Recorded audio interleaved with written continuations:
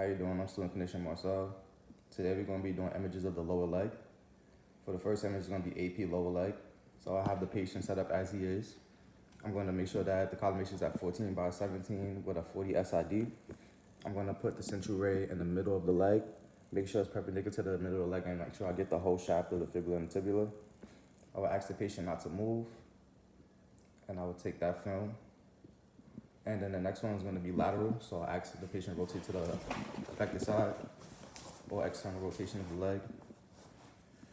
And I would do the same thing, 14 by 17 collimation, 40 SID, making sure that the central ray is in the middle of the leg, and the tibula and the fibula.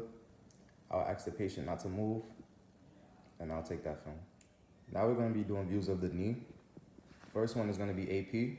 So we have the patient as he is. I will internally rotate his foot 5 degrees, and I will have the collimation at 10 by 12 with a 40 SID, and I'll make sure that the central ray is at the inferior or distal part of the patella. I'll ask the patient not to move, and I'll take that view.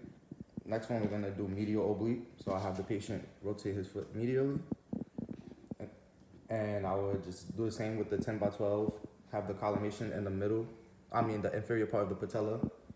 I will ask the patient not to move. I will take that film.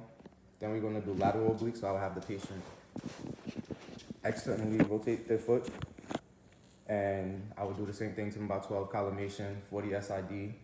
I will put the central ray on the inferior part of the patella as well. Ask the patient not to move and take that film. Then the fourth one will be a lateral. So I ask the patient to turn to the affected side. It will still be 10 by 12 with a 40 SID. I will put the collimation at the inferior part of the patella, make sure I get the whole knee. I will ask the patient not to move, and I will take that film. Now we're gonna do intercondylar fossa, or the knee notch. So I'll have the patient set as so, with his leg bent at 45 degrees. I will take the tube and I will bring it towards his head and tilt it going this way to at least 40 degrees. I will still have a 10 by 12 collimation with a 40 SID. And I will put the central ray in between the intercondylar fossa in the back of his leg.